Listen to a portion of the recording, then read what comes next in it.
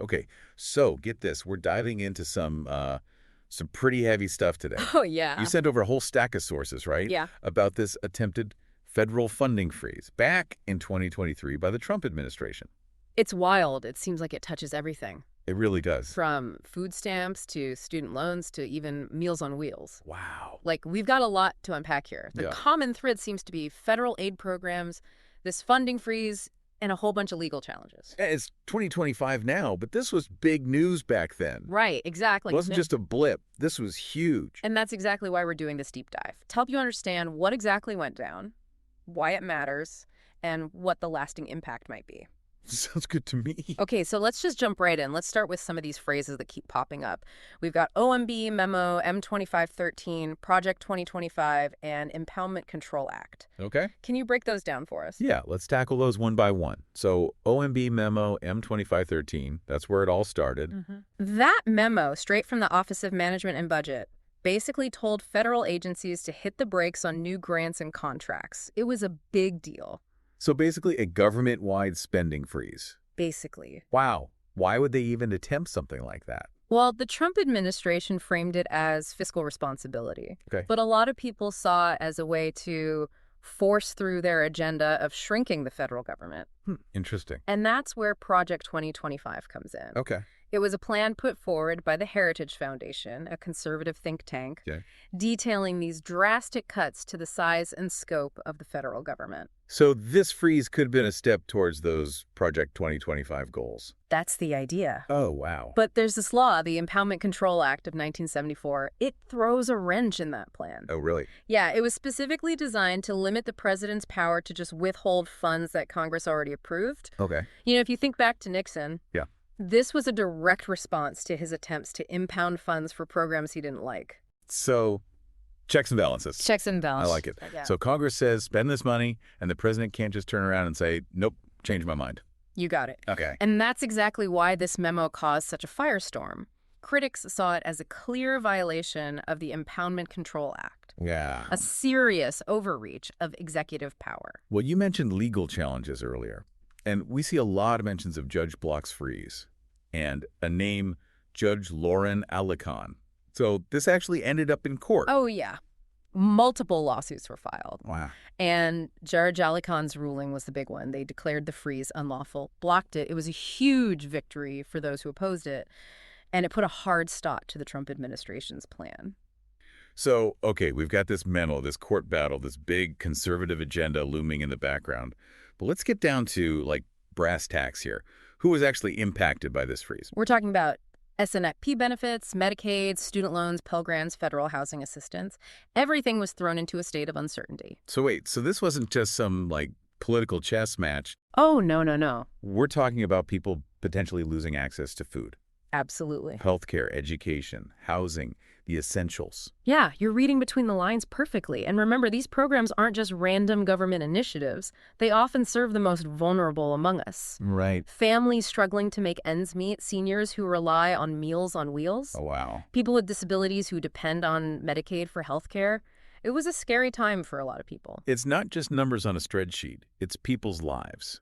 Exactly. One snippet mentions Medicaid portals down, and we've got quotes from state officials like J.B. Pritzker in Illinois and Letitia James in New York sounding the alarm.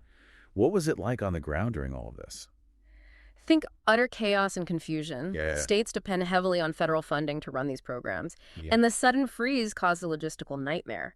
There were reports of massive delays in processing benefits, jammed phone lines, and people being turned away from services that they desperately needed. One source even mentions food banks being overwhelmed by people suddenly worried about where their next meal is coming from. Yeah. That's heavy. It is. It really hits you in the gut. It does. And this wasn't just some, short-lived glitch. We have reports of people experiencing temporary lapses in benefits, missing rent payments, and delaying medical care because they just couldn't afford it. The stress alone must have been unimaginable. Oh, absolutely. Not knowing if you'll be able to feed your family or keep a roof over your head, that takes a toll. It does. And it makes you question what would have happened if this freeze had gone unchallenged, if Project 2025 had come to fruition. Yeah, exactly. You see, the Trump administration have eventually rescinded the freeze. Right. But What happened in the meantime? Did people actually lose access to these essential programs? Well, that's a good question and something that we'll need to look into. There are definitely reports of disruptions and delays, Right. but how widespread that was Yeah. and the lasting impacts, well, that's something we need to examine more closely. It's scary to think about. I mean, even temporary disruptions to these programs Right. can have such a devastating effect on people's lives. Absolutely. And we also have to consider the psychological impact. The fear and uncertainty that this freeze caused, that can have long-lasting consequences as well. That's a really good point. It's something we often overlook when talking about these big policy decisions. Yeah. But the human cost is real. It is. So let's dig into that a little bit more after a quick break. Sounds good to me. We'll be right back. It's hard to fathom the level of disruption this caused, even if it was temporary. But we keep seeing this term, rescission, pop up. Yeah. What does that even mean? Rescission is like hitting the undo button on spending. Congress has already approved. Okay. The president can request it, Okay. but Congress has to give the thumbs up. It's not a common move. So it's more permanent than a freeze. Yeah. Like they're not just delaying the spending, they're trying to completely cancel it. Yeah, that's the gist of it. And the Trump administration tried to use it to permanently axe funding for some of these programs. Mm-hmm. But remember that Impoundment Control Act we talked about? Right. It's all about limiting presidential power when it comes to spending. So did Congress go along with this rescission plan? Nope, not really. They mostly rejected it, which again points to that power struggle between the branches of government. So you mentioned earlier that this wasn't just about budgets, it was a power play. And this Project 2025 seems to be at the heart of it. Can you paint a clearer picture of what they were actually proposing? Project 2025 was basically a roadmap for a dramatically smaller federal government. Okay. We're talking deep cuts to social programs, environmental regulations, even the federal workforce. Pretty radical stuff. Wow, so this attempted aid freeze was maybe just a taste of a much bigger plan. Exactly. This episode needs to be understood within that larger context. It was a calculated move to advance a specific agenda. It's a bit unsettling, isn't it? Yeah. To think that this freeze could have been just the tip of the iceberg? It raises some important questions about the direction some people want to take this country. Yeah, for sure. We've talked a lot about the politics, the legal battles, and the potential for, like, a completely different America. But I keep coming back to the human side of this, those snippets about, Medicaid portals down, families worried about food, seniors missing their Meals on Wheels deliveries. It's easy to get lost in the big picture and forget about the real impact on people's lives. You're absolutely right. We can't lose sight of the fact that behind every policy decision, there are real people whose lives are affected. And these potential cuts weren't just abstract numbers. They represented potential hardship and suffering for millions of Americans. We saw snippets about Meals on Wheels, Head Start, Section 8 housing. These are programs that provide a lifeline for so many. Exactly. And Project 2025 went even further, targeting programs like SNP, Medicaid, and Pell Grants. Wow. Programs millions rely on for food, healthcare, and education. It's hard to even imagine the ripple effect those kinds of cuts would have had. Yeah. And it's important to remember that these programs aren't just handouts. Well, They're investments in people, right. in our communities, in our collective well-being. You've hit the nail on the head. They're a safety net, preventing people from falling through the cracks. They represent the idea that we as a society have a responsibility to take care of each other. This episode makes you appreciate the role of the judiciary. Absolutely. Judge Alicorn stepping in, blocking the freeze. It was a crucial check on executive power. It absolutely was. This episode serves as a reminder that we can't take those checks and balances for granted. We also saw how this story played out in the media. Right. Snippets from conservative outlets praising the freeze as fiscally responsible, Right. while liberal outlets condemned it as an attack on the vulnerable. Yeah, it's a stark reminder of how differently these events can be framed and how important it is to be aware of potential biases. We can't just passively consume information.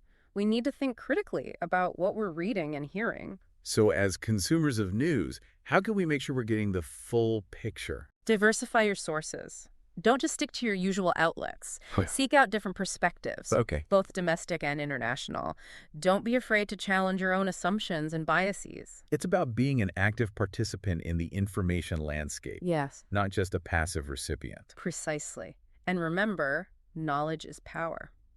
I like that. The more informed we are, the better equipped we are to make our voices heard and advocate for the kind of society we want to live in. Well, this deep dive has certainly taken us down a winding path. It has. From a seemingly simple funding freeze to this grand clash of ideologies, legal battles, and a potential alternate future. It's been quite a journey, and we've only just scratched the surface. Wow. There's still so much more to explore. The long-term implications of this attempted freeze, the debate over the role of government, and how all of this impacts us as individuals and as a nation. And that's exactly what we'll be digging into in part 3. I'm ready when you are. Okay, so we're back, and I think it's time to try to, wrap our heads around everything we've learned about this attempted federal aid freeze back in 23. We've really gone deep here. From deciphering, obscure OMB memos to, dissecting court battles and even, imagining a potential alternate America shaped by Project 2025. So where do we land after all of this? Well, I think it's safe to say this was about way more than just dollars and cents. Oh, yeah. It was really a battle over the very soul of America, a clash between two very different visions of, what the role of government should be in our lives. We saw the Trump administration, right, driven by this conservative ideology, trying to, completely sidestep Congress and just freeze funding for these essential programs that millions of Americans depend on. And they didn't just want a temporary freeze, you know? Right. Yeah. They were pushing for permanent cuts through that rescission process, which, as we've discussed, is not a common move at all. It was pretty bold, wasn't it? It was, and thankfully the courts stepped in.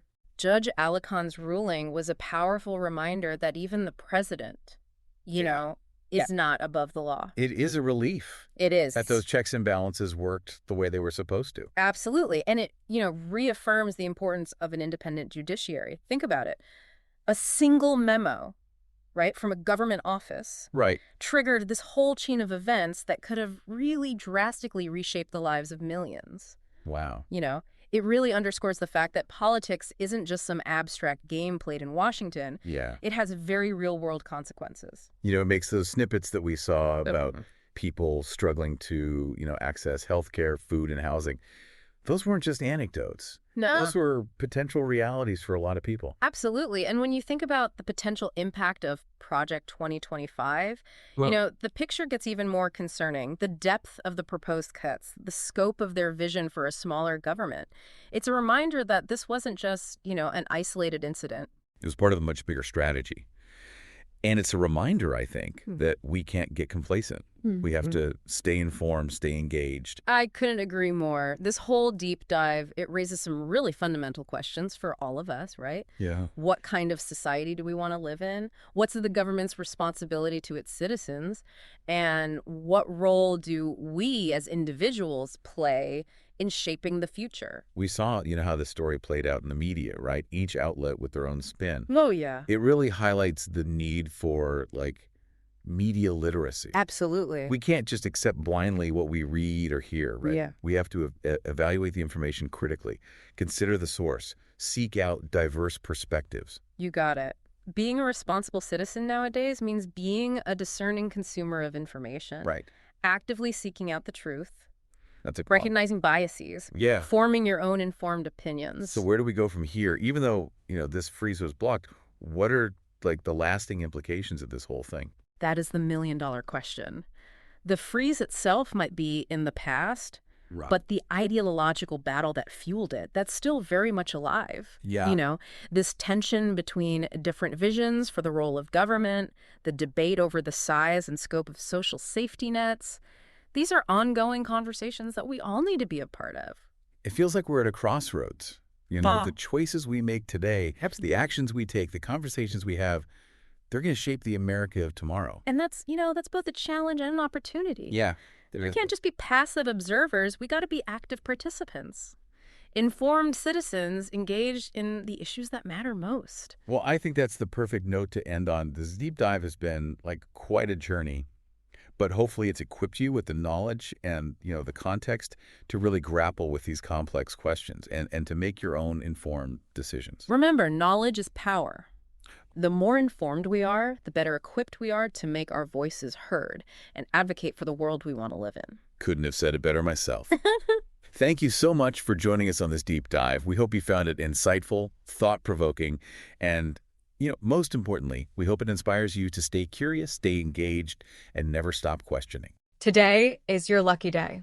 Today is the day that our $3 website works for you, paying you directly to your PayPal daily. Imagine $3 ongoing continuous payments to your PayPal account. Imagine falling asleep and waking up to $300 in your PayPal account. How would this make you feel? How could this help you? What bills could you pay? What kind of fun could you have? What does that retirement look like now?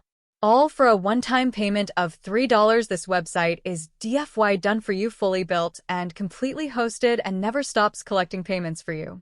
You have spent $3 on coffee on a regular, but that coffee won't help you create multiple streams of income. Click the link below.